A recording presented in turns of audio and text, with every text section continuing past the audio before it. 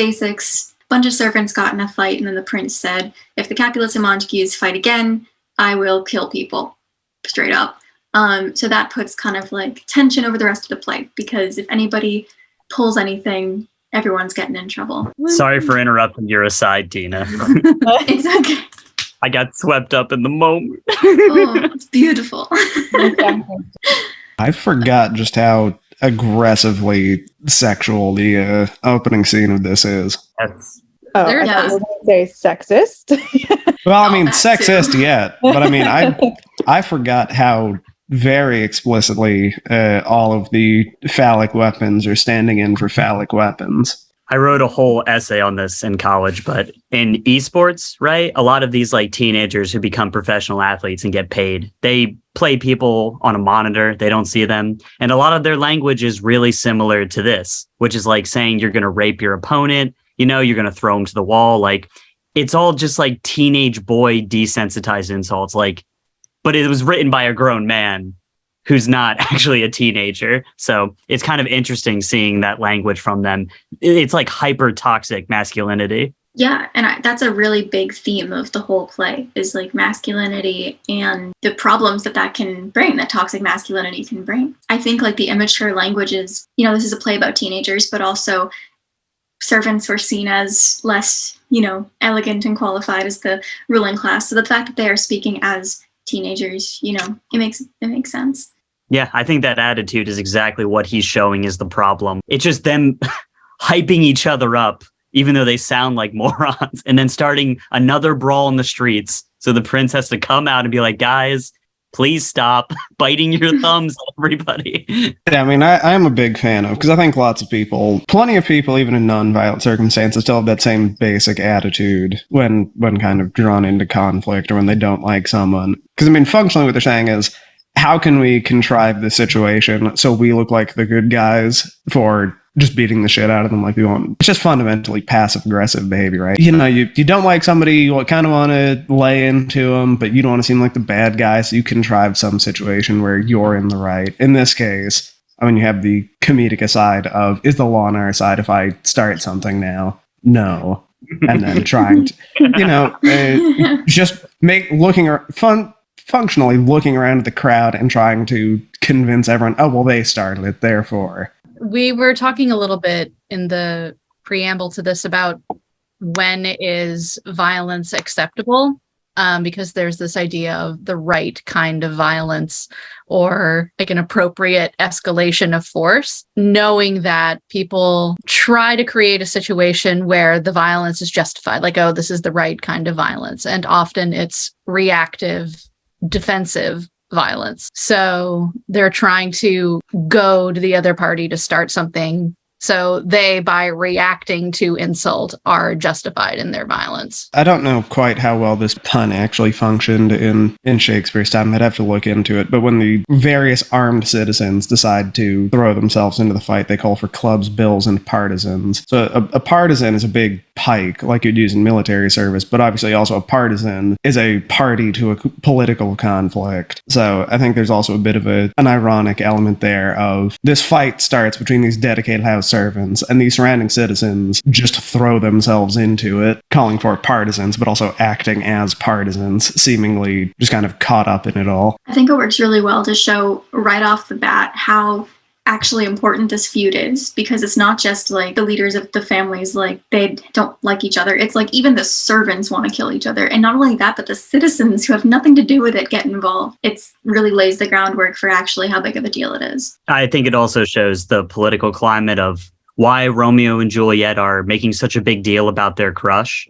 It's not just because, you know, they're young and in love and they fell in love really fast. It's also because people are trying to kill each other over actually nothing. They could very well be beaten, killed, punished for this in some horrible way. So the stakes are much higher than you see, because you start out seeing the tension, but then when you see more in Romeo and Juliet, it's easy to forget that it is a very fraught climate, you know?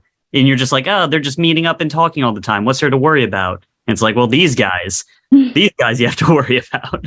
It's also kind of a funny scene. Like, the violence is a very serious problem, but it's kind of played for laughs, like how gung-ho everyone is about this brawl, the comedic aside, like how the wives of Capulet and Montague are like, don't you dare, honey. So it is a little farcical and comedic to start before it gets super serious. I was about to segue to you, Logan, about how you were talking last time about how for an English audience, setting this in Italy, the land of hot-headed people, was probably intentional for it to be a little bit farcical. Setting in Italy, making it an acceptable kind of playground for this kind of space, but both relevant in Shakespeare's time and I think relevant now. The Prince's speech underlines this most, but I think a lot of language does, is how much these are long simmered tensions that have been kind of papered over and there hasn't been any fighting. Putting the Prince's emphasizing that these are all long buried issues that have kind of simmered to the fore. Within living memory of Mary Queen of Scots, later down the track we'll have the issue with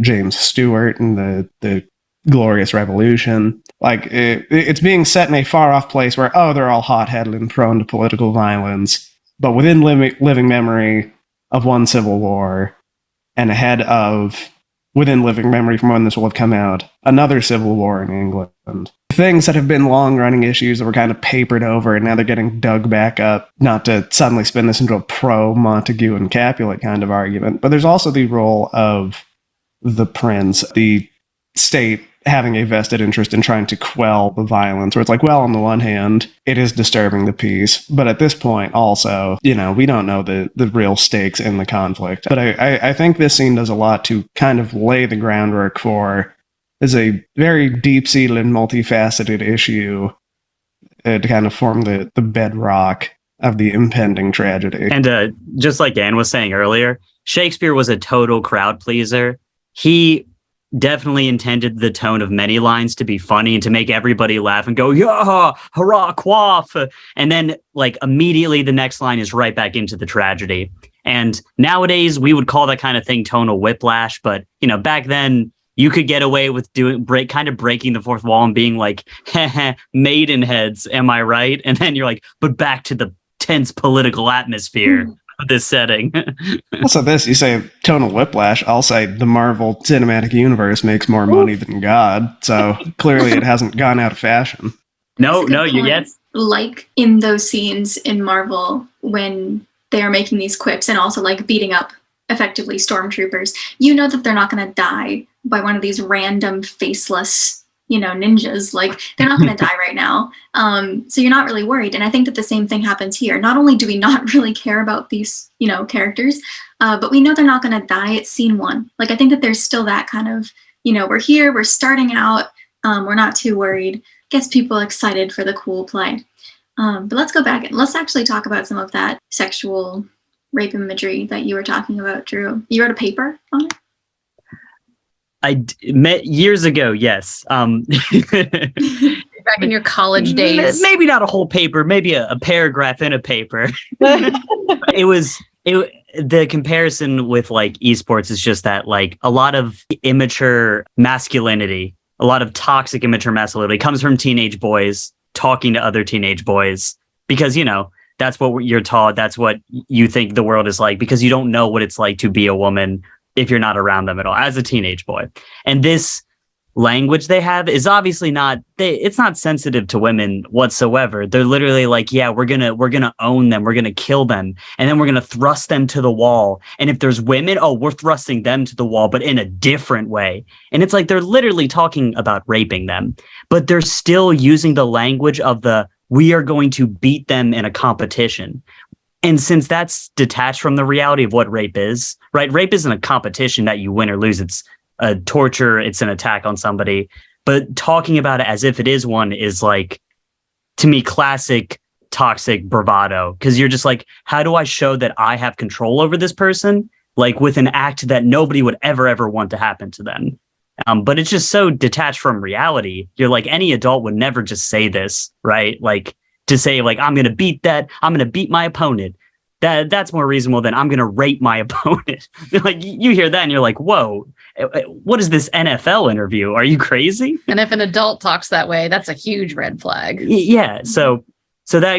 But that type of like language is funny, especially to the crowd back then, because it's very super risque, right? Just like how a lot of immature humor is funny now when we see it on TV, right? Like South Park. South Park does not always have the most sophisticated jokes, but they can say whatever they want. And Shakespeare was building a reputation of doing that same thing, basically. Shakespeare, you could even say. What could you say? Was the South Park of his time? I was waiting for the Shakespeare's the Marvel of his time. Was Shakespeare the Stan Lee of his time? Right, you did. It's definitely a tale as old as time to have toxic masculine bravado attached to your accomplishments, your conquests, your aggressiveness, your ability to force people to do what you want. That includes sexual violence or sexual conquest, because a toxic masculine attitude towards sex does view it as a competition, as a conquest. If you have a lot of sex, then your status increases. If you kill a lot of enemies, if you beat a lot of people up, your status increases. So this kind of aggressive, violent language in regards to sex is definitely because the two are intertwined. That how much of a man you are, like your manliness depends on how you can exert your will over people, over others, like through force or coercion or what have you. I would also point to these lines too from the play of, when I fought with the men, I will be civil with the maids. I will cut off their heads. So already, you know, that's a joke, right? Civility is decapitating someone. And then Gregory says, the heads of the maidens, aye, the heads of the maids, or their maiden heads. Like, it doesn't really matter. Take it in what sense thou wilt. This is all just straight up swagger, braggadocious. Like, well, you know, I am like a tyrant. As he says earlier on, I can do whatever I want.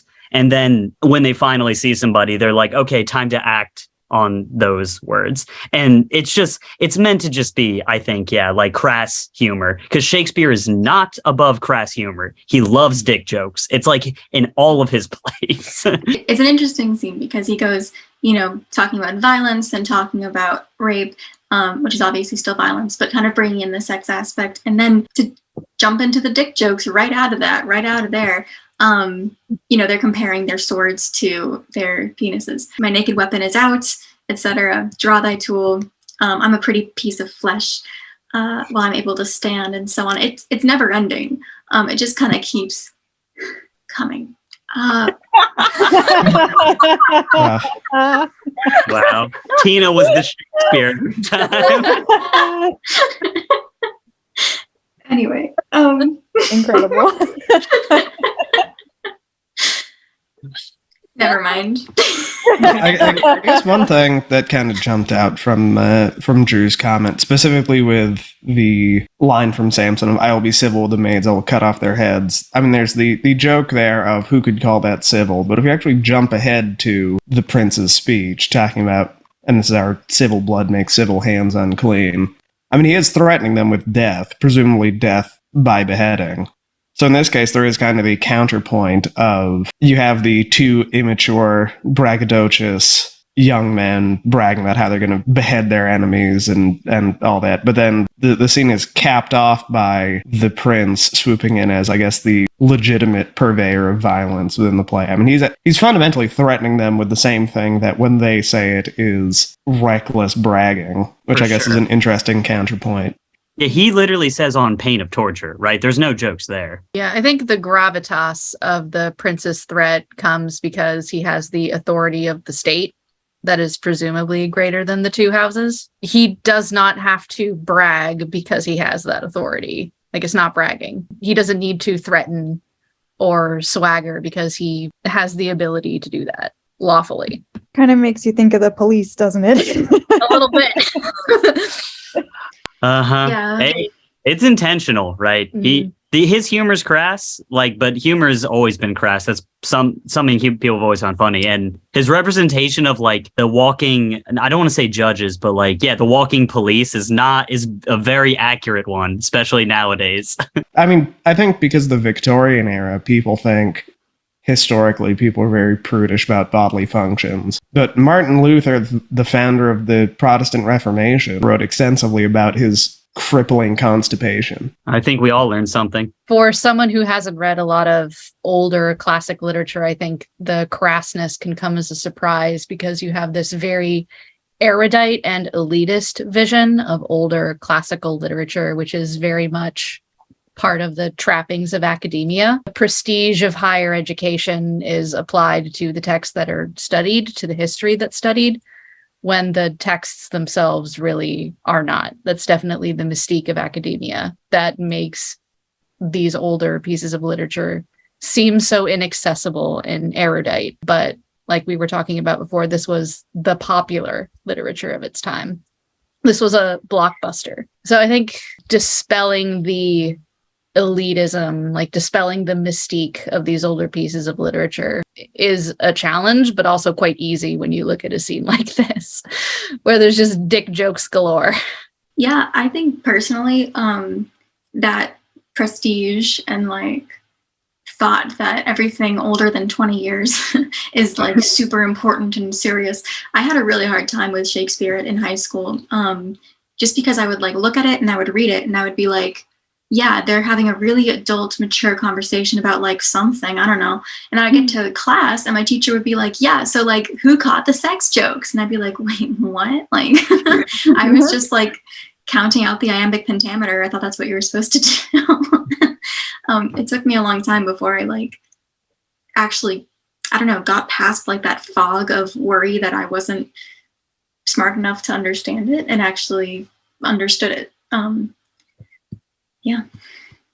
I think what can really help with that, especially if you live near a theater or even just people doing Shakespeare in the park, I think getting to see a Shakespeare performance can really dispel a lot of that because it instills the, I think, fairly true sense that you don't really need to get what every old-timey word means to kind of get the vibe, get the mood of a scene, get kind of swept up in it. And a big part of that of how Shakespeare kind of got this laudatory reputation is when Cromwell closed the theaters in England and people experienced it either by reading it in their, shut up in their fancy mansions, having their Puritan education, reading them like closet plays. And then you would have people who would see what they could down at the pub, which would just be snippets of the comedic scenes, which is how you got like the version of King Lear that was a comedy, the version of Hamlet that was a comedy. And so lower class people had this association of Shakespeare as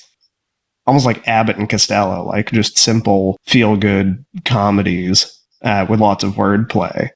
So the wealthy people would be shut up in their homes reading the full plays, like closet plays. And over time, you would see records of, there was an opera version of King Lear that was a comedy. There were versions of Hamlet that were comedic, like purely comedic. Obviously, those fell out of fashion because people then kind of rediscovered the original text. But by that point, that pretty much the popular, silly, funny Shakespeare went to the wayside, and what we were left with was the Puritan, high art, closet play, read it by yourself, enjoy the poetry kind of Shakespeare. Yeah, there's definitely something lost in the text when it's read versus spoken aloud versus experienced in a theater. I think that conversation always comes up when talking about plays, is that there's really no substitute for the experience of being in a theater and seeing it live. Like the energy, the interaction with the audience, the set pieces, being able to watch the actors do their work. There's so much more that becomes clear when you're seeing the work performed as intended.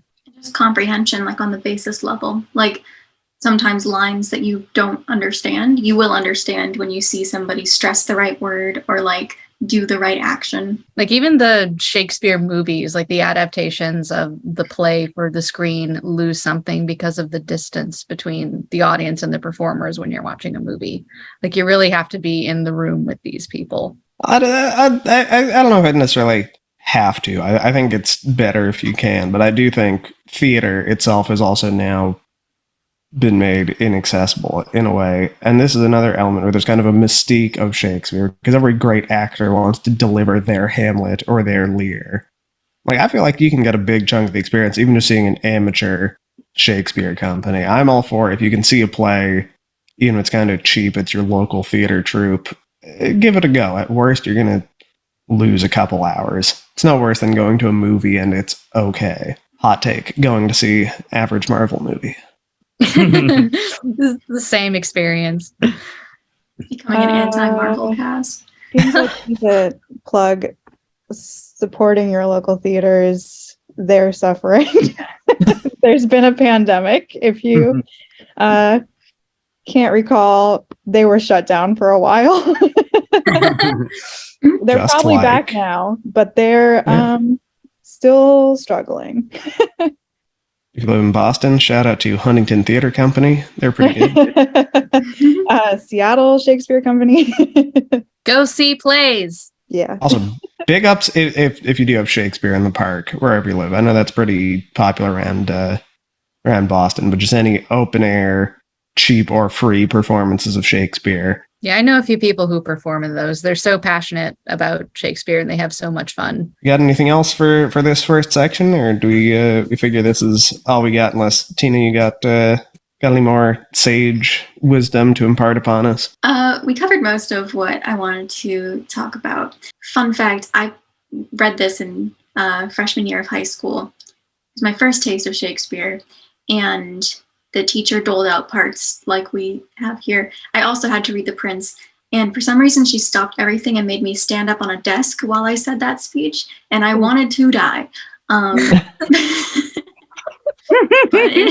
it happened. Don't do things like that to teenagers. Hot takes. Not. It's traumatizing, clearly. I still remember. It was bad. So, bite your thumb and like if you bite your thumb. Yeah. Do you like to describe at me, sir? Bite your thumbs at us. Bite your thumbs at us. We won't tell the cops. Comments if you are Team Capulet or Team Montague from this scene alone. Who, We'll see if that Gregory changes. and Sampson are Capulet? Yes. Montague. That trash talk. Whoa. Montague.